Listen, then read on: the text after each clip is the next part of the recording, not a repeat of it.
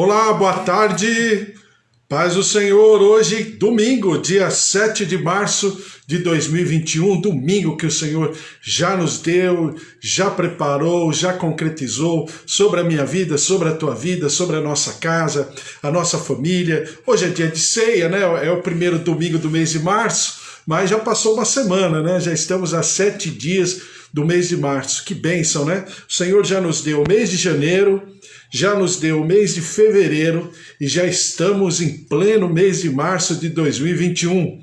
Glória a Deus, porque até aqui o Senhor nos ajudou e até aqui o Senhor derramou do seu poder, da sua graça e da sua plenitude. Bom, eu já quero falar para você que o sinal às vezes está oscilando um pouco, tá? No Instagram e também no Facebook, mas não tem problema. Vai ficar gravado o vídeo, eu vou subir no YouTube também, então fique tranquilo que a gente não vai perder a nossa comunhão, não vai perder a palavra. Não obstante estarmos, né, assim, no momento assim, aqui onde eu estou, tá tudo escuro, parece que vai chover, vai cair uma chuva forte, né? Mas glória a Deus, o Senhor vai nos dar graça. Mateus capítulo 14, estamos lendo Mateus capítulo 14, e a multiplicação dos pães. Já falamos algumas coisas sobre multiplicação dos pães, sexta, sábado, hoje de manhã, e vamos dar continuidade e que você esteja aí lendo e pensando a respeito. Hoje de manhã já falei alguma coisa, porque a multiplicação dos pães é uma palavra, uma passagem muito especial e maravilhosa, porque cada frase de Mateus 14, a partir do versículo 13, tem um significado espiritual. Não apenas aquilo que está escrito, né? Claro, mas lembre-se de que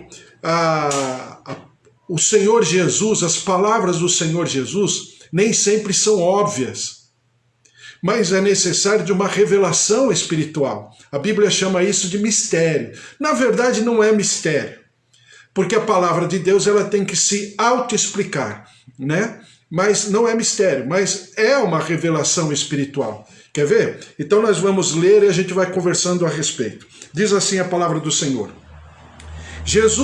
Mateus 14, versículo 13. Jesus, ouvindo isto, retirou-se dali num barco para um lugar deserto, à parte. Sabendo-o, as multidões vieram da cidade seguindo-o por terra. Por quê? Duas condições espirituais. Primeiro, solitude. É o a sós com Deus. E eu já falei isso para você, né? A palavra do Senhor aqui mostra que solitude é diferença de solidão. Solidão é quando as pessoas me deixam. Solidão é quando eu me sinto só. Isso é solidão. Mas quando eu deixo as pessoas para me retirar de uma maneira, vamos dizer assim, de uma maneira voluntária, e eu me retiro, por algum tempo, por algum momento, isso é solitude. Porque solitude é quando eu renuncio a mim. Por que eu renuncio a mim? Porque eu estou buscando a presença do Senhor. E eu falei para você que nesses tempos que nós vivemos, né? E está aqui a Márcia, o Fábio, e eu conversava com o Fábio outro dia, nesses tempos que nós vivemos, de tanta situação, de conflito de narrativa, situações adversas, pandemia, e cada um falando uma coisa, e né, a infecção cada dia mais se multiplicando pela nossa nação brasileira, a tal ponto que toda a falta de estrutura, né, está ficando agora, está ficando exposto, né, toda a falta de estrutura do país, dos municípios, do Estado, né? Gestores públicos que passaram por décadas e décadas e décadas, desculpe o termo, empurrando com a barriga, agora veio a conta, né? Agora veio a conta. E eu falava, eu não sei com quem que eu falava essa semana, por exemplo, o estádio lá do estado do Amazonas, né? Agora veio a conta. Não de maneira literal a conta do estádio, mas veio em relação à estrutura, né? Porque gastou-se tanto, como outros governos também gastaram tanto, com tantas coisas, e se esqueceram de, né, construírem mais hospitais, fazer a manutenção tecnológica, do avanço da tecnologia em relação ao próprio hospital, o atendimento de saúde, as questões, enfim, uma série de coisas, falta de profissional de saúde. Não é que não tenha profissional no país, mas está faltando profissional. Por quê? Porque não se pensou a respeito. Então isso tudo que está acontecendo nos faz como que vendidos diante de uma situação, nos faz impotentes. Era exatamente o que Jesus estava vivendo naquele momento. Né? Eu estou falando de maneira humana. Por quê? Porque as ameaças estavam vindo de tudo quanto é lado, a família queria interditar, os religiosos queriam matar, os religiosos se juntaram em grupos para poderem arquitetar um plano de morte de Jesus. A multidão só queria comida e só queria as benesses, mas não queria, só queria a bênção, mas não queriam ouvir o abençoador. Mas queriam a bênção que o abençoador tinha. Como se Jesus fosse apenas um milagreiro, um fazedor de milagres. Né? Então a pressão estava muito grande. Aí veio no capítulo 14, a morte de João Batista, que foi morto, foi decapitado por ordem de Herodes. Então a coisa estava muito difícil. Então Jesus se retira. Para quê? Para que ele possa buscar ao Senhor, se derramar diante do Senhor, que é exatamente uma atitude saudável. Porque se um servo de Deus não fizer isso, durante toda a sua história de vida, principalmente em momentos como esses, a gente se perde no meio do caminho. Porque não é fácil, não está fácil para ninguém. Então Jesus está nos ensinando, veja só como a palavra de Deus ela é completamente contextualizada e ela fala conosco, não precisa forçar, ela já fala por si só. Depois diz a palavra que ele se retirou, e a Bíblia diz assim, para um lugar deserto. Por que deserto? E eu falei hoje para você, o deserto é o ambiente onde o Deus se manifesta, porque no deserto, e aqui não é o deserto, não é a questão tão somente geográfica, territorial, mas é o deserto porque não tinha nada. Não se tinha a quem recorrer, a quem buscar. Então deserto aqui também tem uma conotação espiritual. Tem uma importância, um valor didático, pedagógico. Porque é no deserto onde o Senhor mais se manifesta. Por quê? Porque é onde nós nos sentimos impotentes, incapazes.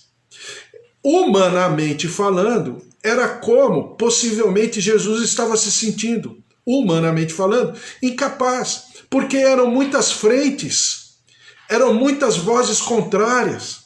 Os seus discípulos não estavam prontos.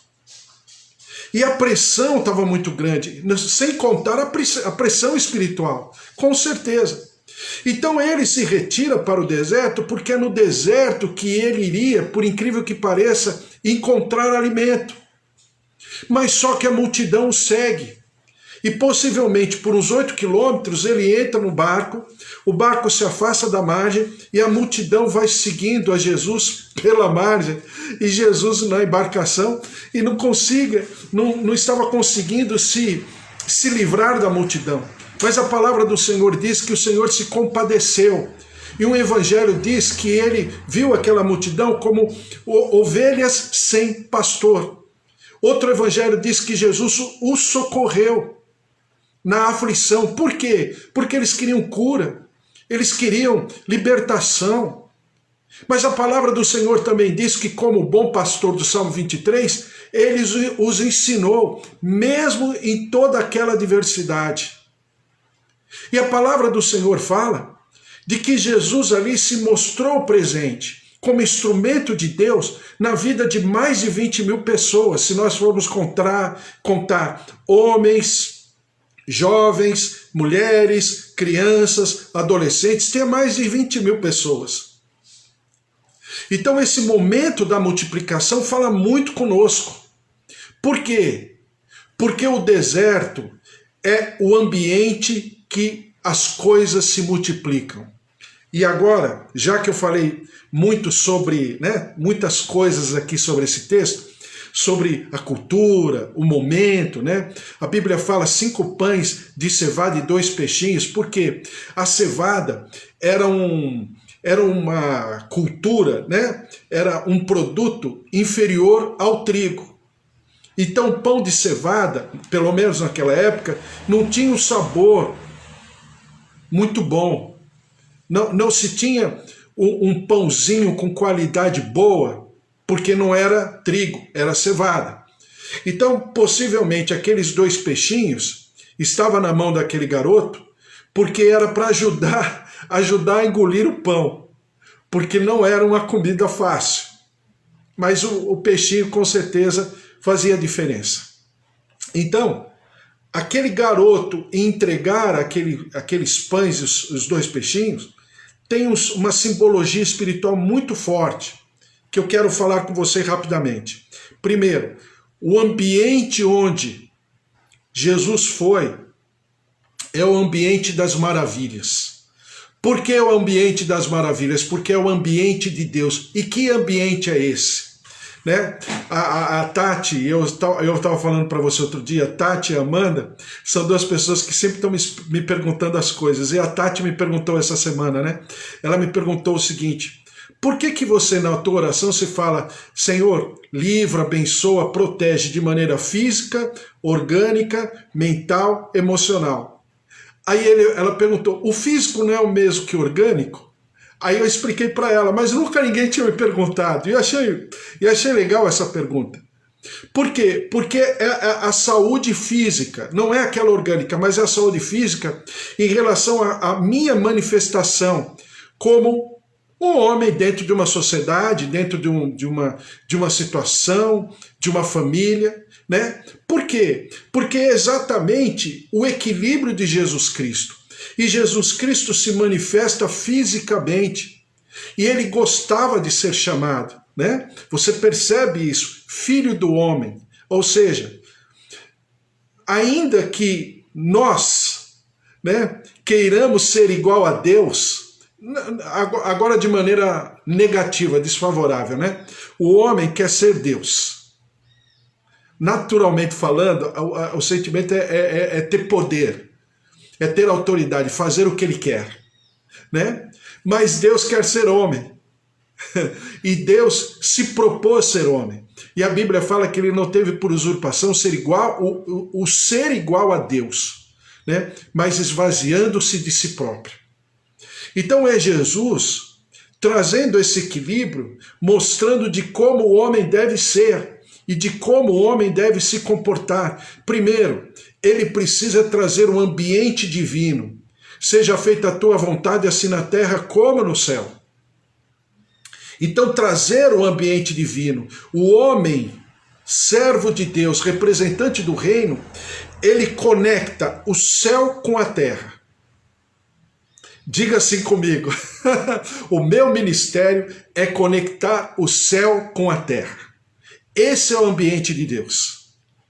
Em qualquer área, em qualquer situação, nos momentos mais críticos da vida, nós precisamos ter a consciência de que nós fomos levantados para conectar o céu com a terra. Para que haja exatamente a constatação que houve com Jesus, antes de você e depois de você, em alguma situação, em alguma circunstância, seja no teu trabalho, seja na tua escola, onde você estuda, na faculdade, seja no teu casamento, seja na criação com os teus filhos, seja com os teus pais, com os teus amados, os teus queridos, nós precisamos fazer a diferença. Aliás, nós só fomos criados com esse propósito, para fazermos a diferença, seja aonde estivermos. Certo? Então é o ambiente de Deus. E essa multiplicação, ela acontece no ambiente de Deus, porque só no ambiente de Deus acontece a multiplicação. Vamos pensar a respeito? Nós já vamos para a Santa Ceia, mas vamos pensar a respeito. Por que que só no ambiente de Deus acontece a multiplicação? É a palavra do Senhor, quando o Senhor falou para Adão e Eva, crescei e multiplicai. Por quê? Porque a nós foi dado essa autoridade. Só que a autoridade de Deus, ela só vem pós-renúncia. Eu só tenho autoridade quando eu renuncio. Veja o que aconteceu com Adão.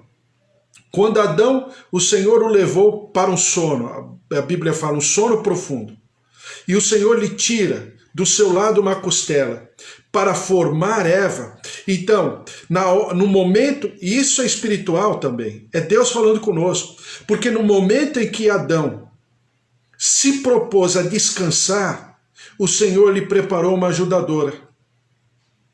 Porque ao Senhor, ainda que eu hipoteticamente tenha os elementos, o poder da multiplicação pertence ao ambiente de céu. Em qualquer nível. Vamos pensar naquilo que aconteceu no povo no tempo do Egito. Não vai dar tempo para eu ler, então a gente vai levando, você conhece a palavra, a gente vai conversando. Então pense naquele momento. A Bíblia não diz que o povo estava se multiplicando cada dia mais? Que os bebês hebreus, né, e as suas mães, as mulheres hebreias, eram muito saudáveis. Tanto é que quando Miriam, né, vê que o bercinho de Moisés caiu num braço do rio Nilo, e esse braço, nesse riozinho, esse riacho, levou até os fundos do palácio do faraó, no momento em que a filha do faraó, a princesa, enxerga aquele bebê, que é Moisés no cesto, né?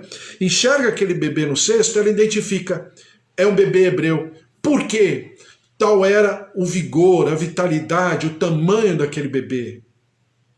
Porque era diferente. E eu já falei isso para você, né? Que o povo, para nós, quando enxergamos o povo como escravo do Egito, nós enxergamos o quê? Um peso. Ah, foi escravo. Não. Aos olhos de Deus, primeiro, aquele povo se transformou de uma família para uma nação. Segundo, fenotipo e genotipo completamente diferenciados do fenotipo e genotipo do povo egípcio e de todos os povos da antiguidade. Havia uma saúde diferente. Havia uma constatação, agora sou eu que estou falando, né? Tecnológica, científica, de que aquele povo era diferente.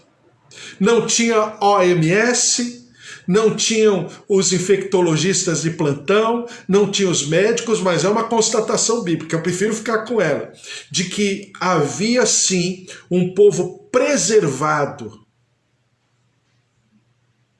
Naquelas gerações subsequentes, né, à família ali de Jacó, houve sim uma preservação. Então Deus, ele germina, gestaciona aquele povo, e de uma maneira maravilhosa, porque a Bíblia fala que a terra de Gósen era uma terra diferente. As pragas do Egito não aconteceram na terra de Gósen, então era um local diferente. Porque era um ambiente da multiplicação. Só que a questão é a seguinte, o povo não sabia por que estava sendo multiplicado. É o que acontece com o nosso povo hoje. Nunca se viu tanta gente falar que está cheio de crente no Brasil. Né? Mas que crente é esse que não tem identidade, que não tem autoridade? Né? A autoridade só vem através da renúncia, não tem autoridade, por quê? Porque é um povo que não tem consciência. Aquele povo do Egito multiplicou para a prisão, porque não tinha consciência daquilo que Deus estava fazendo, que é exatamente o que acontece com a nossa igreja hoje. Igreja que eu digo agora, com I maiúsculo, né? Não tem consciência, é um povo tão grande, as igrejas lotadas, agora nem tanto, né? Mas assim, de maneira geral, genérica, a todo momento, são igrejas lotadas, grandes, mas é um povo que não sabe por que está se multiplicando, não tem consistência, não tem identidade, é um povo acovardado, intimidado, pequeno. suscetível, frágil, desculpe agora o termo, cheio de comorbidades, fragilizado, machucado. Por quê? Porque a multiplicação ela só é consistente quando eu sei o propósito. Por quê? Toda multiplicação tem propósito. Se vier da parte de Deus, tem propósito. O que cabe a mim é ter a consciência do porquê daquela multiplicação. Então aquele menino, ao entregar aqueles pães e aqueles 2 peixinhos, aquele rapaz está fazendo o quê? Primeiro, mostrando aquilo que sempre aconteceria com o povo de Deus. Muitos consumidores e poucos mantenedores. Mantenedor tem pouquíssimo, um menino, para 20 mil pessoas ali. Por quê? O povo só quer consumir. Nós somos uma igreja de consumidores e não de mantenedores. Depois, a palavra do Senhor diz assim, que quando Deus dá alguma coisa, existe uma verdade espiritual para que ele esteja dando. Então aquele menino entendeu uma verdade espiritual. Qual era? De que aqueles 5 pães e aqueles 2 peixinhos não era para o seu consumo. Mas havia um sentimento na vida daquele rapaz. E aquele rapaz, ao entregar, porque o que ele tinha não era para ele, mas era para o corpo ali reunido em Jesus Cristo. E Jesus Cristo tinha todo esse ambiente no seu entendimento, porque ele estava vindo de, vamos chamar assim, ainda que por poucos instantes, mas de um retiro espiritual, aonde ele estava entendendo qual era o cronos de Deus naquele momento. E dentro daquelas circunstâncias adversas, ele se propõe, né? Por quê? Porque ele recebe aqueles pães e aqueles 2 peixinhos. O que alguém em sã consciência falaria? Jesus, vai, você está vindo de uma empreitada tão grande, tantas horas falando, ministrando. A Bíblia fala lá no Evangelho, né? Que os discípulos de Jesus não tinham tempo para dormir, não tinham tempo para comer, para descansar.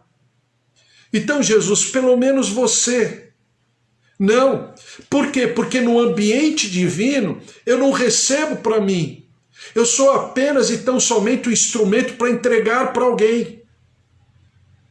Porque no ambiente divino, a minha renúncia é que multiplica. Ué, mas multiplica para aqueles? Não, para todos, para mim também. Porque quanto mais eu entregar, mais eu terei. É o ambiente divino. A lógica divina ela é completamente diferente. Em terceiro lugar, presta atenção. No ambiente divino, eu colho para plantar. No ambiente humano caído, não. No ambiente humano caído, eu planto para colher, não é assim? Mas no ambiente divino, eu colho para plantar. Por quê? Porque a Bíblia fala numa verdade espiritual maravilhosa. O Senhor dá semente a quem semeia. Por quê? Porque quando eu colho para plantar, eu estou reequilibrando o ambiente espiritual.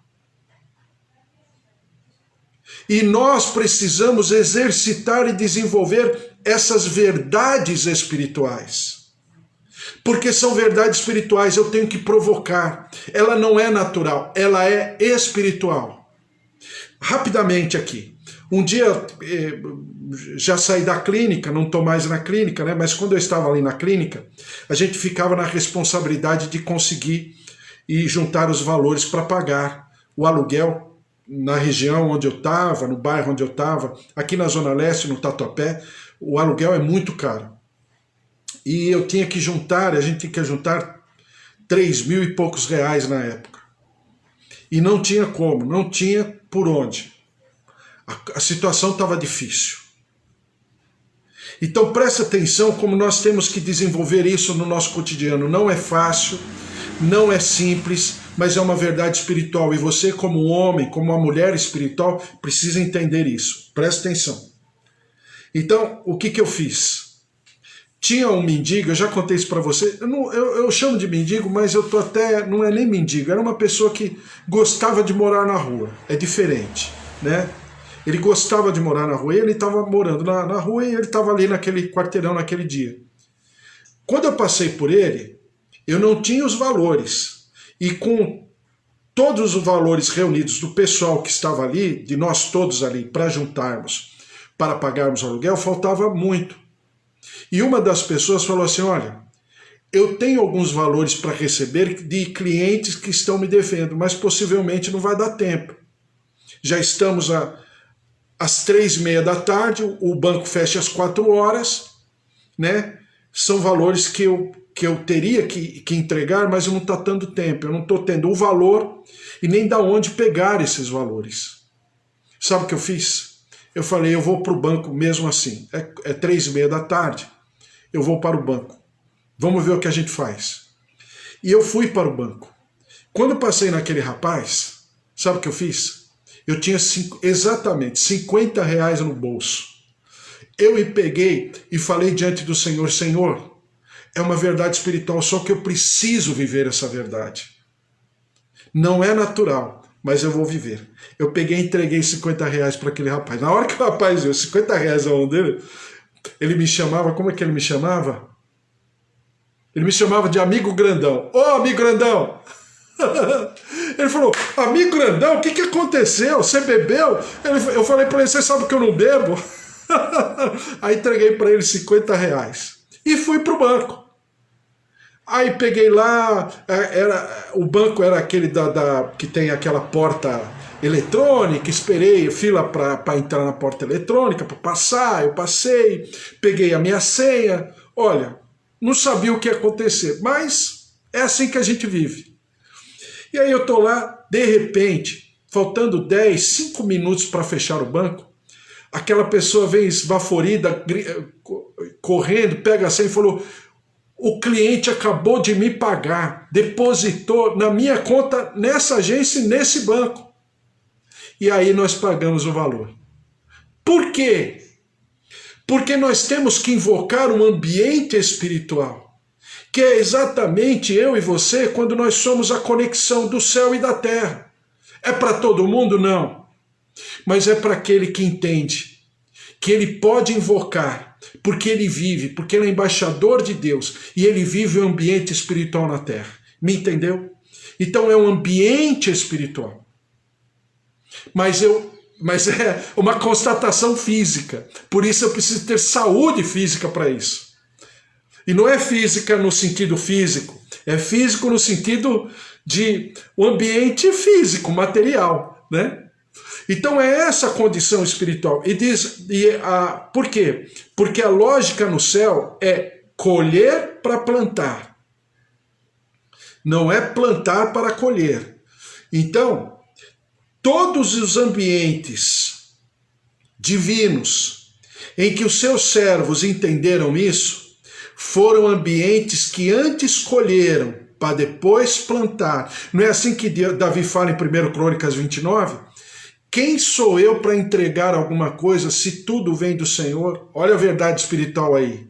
Por quê? Porque o Senhor dá semente a quem semeia. Olha como a visão espiritual, ela me faz passar pela palavra de Deus de uma maneira tão maravilhosa.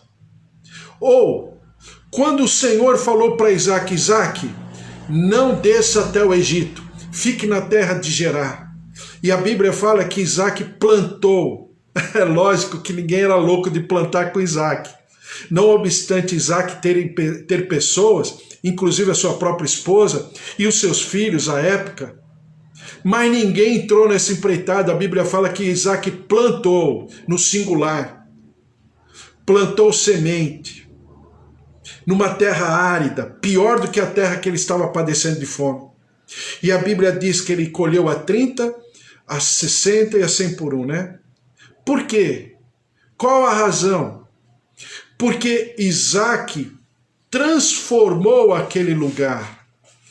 na sua obediência, na sua constatação de que aquele ambiente desértico poderia ser um ambiente divino. Então, não é o ambiente, sou eu quem invoco, quem reproduzo aquele ambiente através da minha atitude. Foi exatamente o que Jesus fez com aqueles 5 pães e 2 peixinhos. Então, é a postura dele. Presta atenção. Por quê? Porque é uma verdade espiritual. Olha, por que Deus me salva e não me mata? Né? Por exemplo, quando eu falo, como diz lá em Romanos capítulo 10, crê no Senhor Jesus com teu coração e confesse com a tua boca que Jesus é o meu Senhor. Senhor, não é Salvador, Senhor. E a salvação virá. Não é? Porque a salvação pertence ao pacote da minha consciência de que Jesus é o meu Senhor, ou seja, Ele é o meu proprietário, Ele é o meu comprador, eu sou escravo dele, eu sou servo dele. Essa é a verdade espiritual. Então, quando eu entendo e tenho essa consciência, então eu tenho a salvação em Jesus Cristo. Aí Jesus não me mata, por quê? Porque Ele quer que o seu senhorio se manifeste na minha vida. E eu seja um ambiente e provoque um ambiente do reino dos céus aqui na terra. Então esse mover de Deus, o Senhor Jesus mostra aqui, porque era só um ambiente celestial que poderia produzir essa multiplicação maravilhosa de 5 pães e 2 peixinhos, transformar em alimento que pudesse saciar a fome de mais de 20 mil pessoas, ainda sobrar 12 cestos cheios de pães. Uma outra verdade espiritual que eu quero falar para você, que a multiplicação é natural onde Deus governa. Então, Deus estava invocando o governo de Deus naquele ambiente. Quando Deus tira, vamos dizer assim, quando Deus nos tira do ambiente humano e nos coloca num ambiente desértico, porque eu me esvazio, eu me sinto impotente, não é para me matar, mas é para me potencializar, para que a minha cidadania realmente se manifeste. Qual foi a atitude do Senhor quando o povo sai do Egito, indo em direção à terra prometida, tinha um deserto? E o povo não poderia fazer uma linha reta e chegar na terra de Canaã muito mais rapidamente? Não precisava demorar tanto? Com certeza. Demoraria, por causa da quantidade de pessoas, um mês e meio, sei lá, 3 meses no máximo. Não mais do que isso. Porque o Senhor mandou o povo circundar, né? E passar num ambiente de deserto extremo. Por quê? Porque no deserto o Senhor precisava trazer à consciência do povo o equilíbrio de um movimento, de uma dinâmica espiritual. E qual era essa dinâmica? Era, como dizem, né, alguns, mudar a dieta do povo. Por quê? O povo tinha uma dieta lá no Egito, não tinha? Ele fala, né? Cebola, melão e peixes. Né? Ele queria mudar a dieta. Por quê? Agora passava a ser maná e cordonizes. Porque o Senhor queria mostrar que o mover de multiplicação é tão especial e maravilhoso que faz parte da lógica de vida de um povo chamado pelo nome do Senhor. Então, o Senhor muda a dieta para que o povo entendesse tudo isso que eu falei para você. Primeiro, né, quando aquele povo renunciou ao Egito, indo em direção à terra prometida, o povo estava adquirindo autoridade.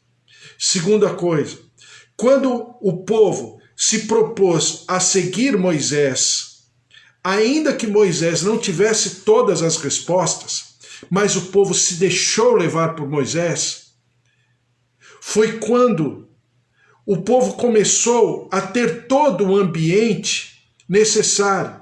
E o ambiente necessário ali foram dos milagres, dos sinais e das maravilhas, dos prodígios. Por quê? Porque o Senhor queria mostrar àquele povo que aquele povo estava agora adquirindo uma autoridade. E aquele povo agora trabalharia em louvor e adoração ao Senhor. Não trabalho como prisão, como escravidão, né? Trabalho no grego é prisão e escravidão. Trabalho no hebraico é louvor e adoração. Tanto é que adoração e trabalho têm a mesma raiz etimológica no hebraico. Enquanto que trabalho e sofrimento, flagelo, têm a mesma raiz no grego. Então, o trabalho, o povo precisaria entender que agora o povo trabalharia em louvor e adoração. Não é mais peso, agora é dádiva. É por isso que Jesus fala, o meu Pai trabalha e eu também. Então, o povo começou a receber de Deus porque não era o trabalho do povo, porque o povo até então estava trabalhando para ter ração. A Bíblia fala lá em Êxodo que era ração, não era nem comida direito. Devia de ser uma mistureba lá chamada ração. Enquanto o povo teve no deserto, quando o povo não trabalhou, entre aspas, o povo teve maná, né, que no hebraico significa o que é isto, né? E o povo teve cordonizes. Porque era o Senhor mostrando que a lógica divina, se o povo quisesse, seria diferente. E o Senhor Jesus, na multiplicação dos pães, ele traz todas essas verdades novamente, naturalmente falando. É por isso que o Senhor fala para os dois profetas, lá no Antigo Testamento, que uma viúva sustentaria. Aí eles chegam lá e a viúva não tinha nem para, as viúvas não tinham nem para elas, né? Tanto Elias como Eliseu.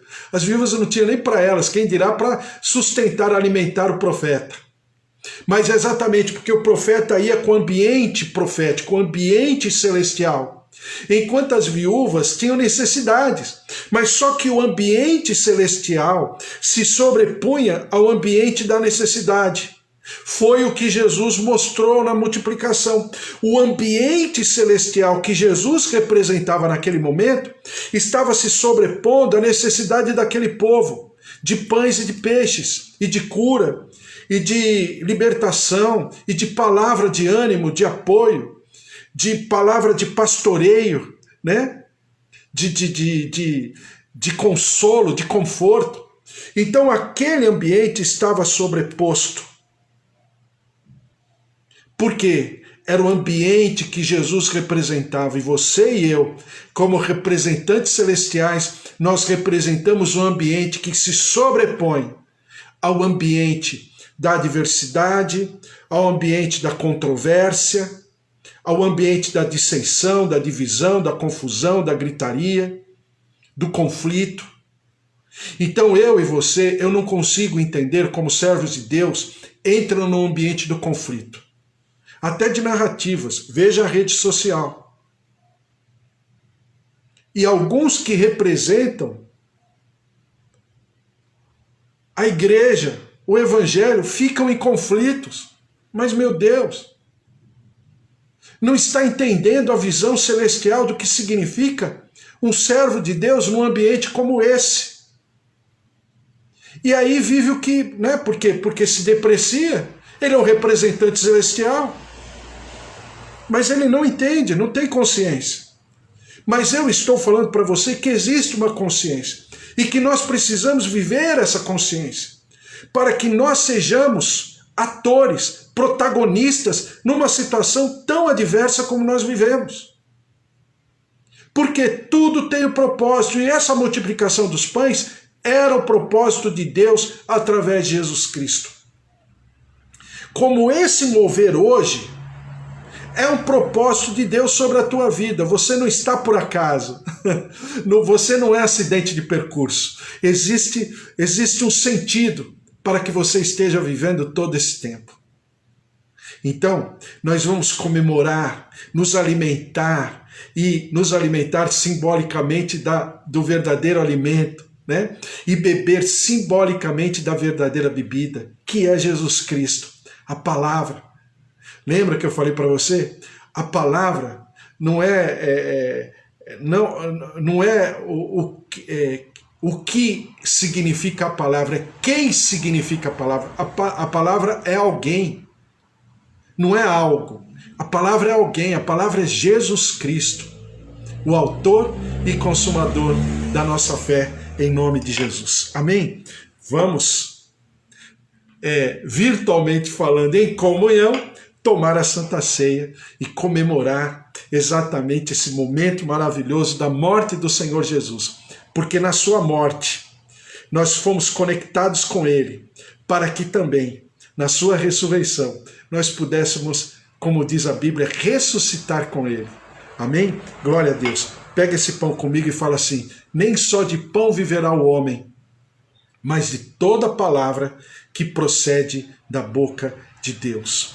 Palavra rema, a palavra que tem força para acontecer, para se manifestar, é a semente que o Senhor coloca nas nossas vidas, porque Ele dá semente ao que semeia. E no seu corpo nós fomos conciliados com a saúde, com a vida, uma vida celestial maravilhosa, manifesta aqui na terra, em nome de Jesus. Comamos todos em nome de Jesus. Eu vou comer só um pedacinho, porque senão eu vou engasgar.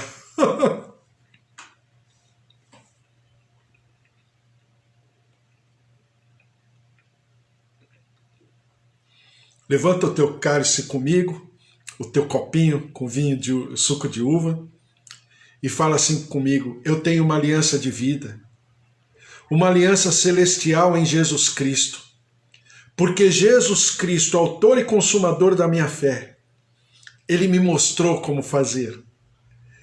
Ele me inspirou e me inspira todos os dias, porque eu tenho uma aliança de vida, de alegria, de disposição, uma dinâmica maravilhosa que me faz renascer, revigorado no Senhor todos os dias, porque tem um propósito, e o propósito do Senhor é um propósito de vida e não de morte, é um propósito de bênção e não de maldição, é um propósito de conquistas, de vitórias, e eu viverei a par e passo essa dinâmica, esse ambiente espiritual, porque é o ambiente da multiplicação.